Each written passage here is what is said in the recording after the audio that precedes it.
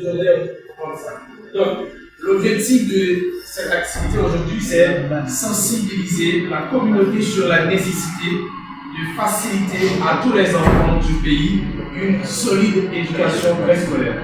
Donc, c'est une journée qui est marquée aussi par l'ouverture d'un atelier de restitution des résultats d'une enquête sur l'état des lieux du préscolaire en Haïti. Donc, on est là, c'est Deb qui nous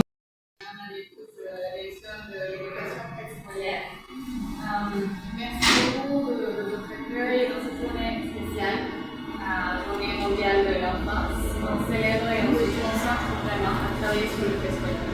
Sur les enfants les plus petits, les enfants de 3 à 5 ans, les enfants qui sont vraiment la fondation de l'apprentissage. Le préscolaire est un des secteurs les plus importants de toute l'éducation parce que c'est là que les enfants apprennent vraiment à apprendre. Ils apprennent à devenir élèves. Ils apprennent à aimer l'apprentissage et c'est cet amour pour l'apprentissage qu'on cultive vraiment principalement. L'UNICEF est vraiment, on est extrêmement content et reconnaissant de pouvoir être aux côtés du ministère, de pouvoir vraiment répondre à cette priorité et à cette vision du ministre de prioriser le secteur préscolaire. Depuis la conférence nationale sur le préscolaire en septembre 2024, nous avons vraiment travaillé de côté avec le ministère pour continuer ce travail systémique sur le préscolaire. Aujourd'hui, on va présenter les résultats préliminaires d'une enquête nationale sur le préscolaire que le ministère a conduit. Et après ça, on verra un peu comment le support de l'ensemble des partenaires techniques et financiers de l'UNICEF s'aligne sur la vision du ministère pour continuer à renforcer ce secteur, à renforcer le secteur public, aussi bien public que non public, parce que le préscolaire est vraiment une diversité de services préscolaires. Monsieur le ministre, vraiment merci pour votre leadership, pour votre accompagnement.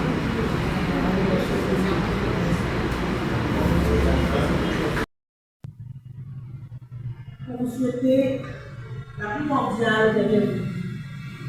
Je vous exprimer des sentiments de gratitude pour avoir répondu à cet atelier qui porte sur la restitution interne des résultats d'enquête de l'étude diagnostique nationale sur les structures socioculturelles. Votre présence en ces lieux, malgré vos agendas chargés, est une preuve éloquente de votre attachement au vie scolaire. Et je tiens à réitérer mes remerciements pour l'intérêt que vous portez à ce secteur. À ce jour, le sous-secteur du préscolaire, longtemps ignoré et incompris, n'a jamais pu remplir sa vraie mission, qui est premièrement de promouvoir le développement global et personnel des enfants par des activités rythmiques, gymnastiques, des jeux divers, l'audition des contes, l'apprentissage des chants, etc. Deuxièmement, réparer l'accès de ces enfants au cycle fondamental. Le préscolaire offre d'éducation initiale, mais avec une prédominance urbaine, a attendu longtemps avant de voir se profiler ce vent de changement. Avec l'arrivée d'un visionnaire à la tête du ministère de l'Éducation nationale et de la formation professionnelle, M. Augustin Antoine,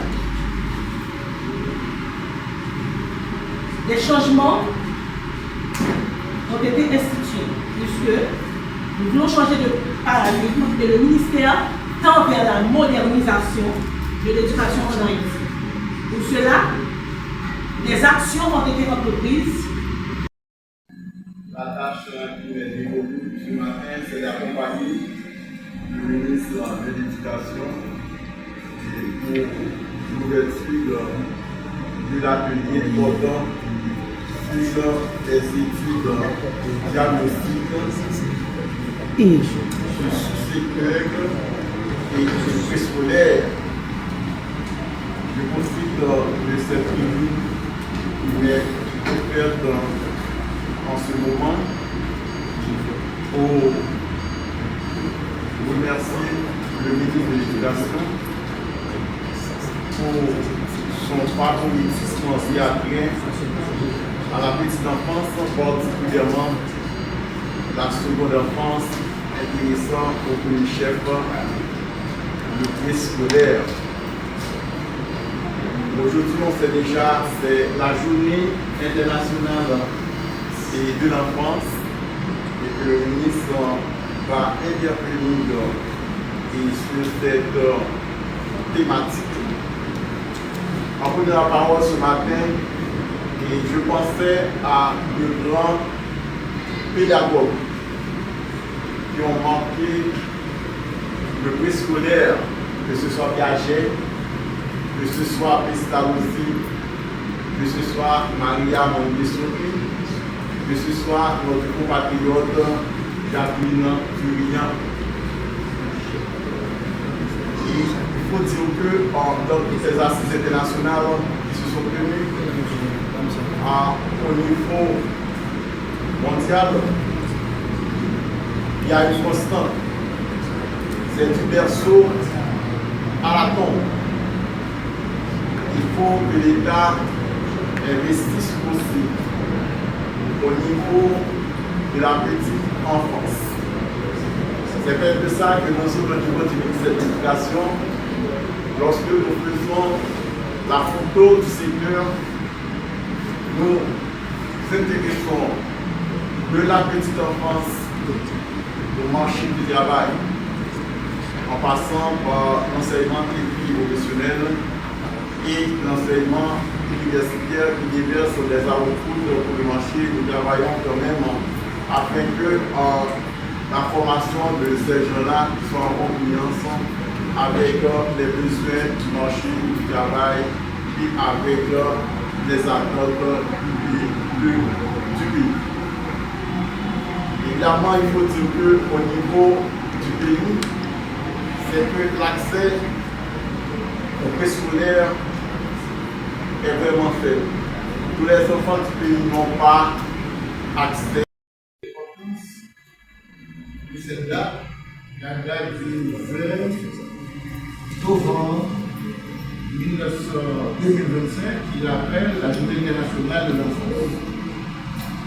Puis, c'est la présentation des résultats de l'étude diagnostique qui a été conduite par les cadres du ministère sous la direction du professeur Alain Menga, l'appui de l'UNICEF, pour votre appréciation. Je ne sais pas si la presse pourra rester jusqu'à la fin de ces deux événements, jusqu'à la fin de la présentation. Cela aurait été bien, mais comme je sais que vous avez vos activités, en tout cas pour la journée internationale, c'est bien de le rappeler parce que les enfants dans les sociétés sont l'avenir du monde.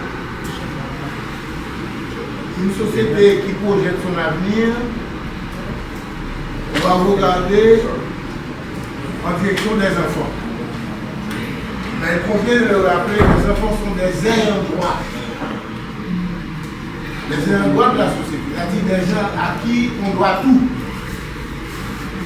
On doit l'amour, la tendresse, l'encadrement, la santé, la nourriture, le logement, l'écoute.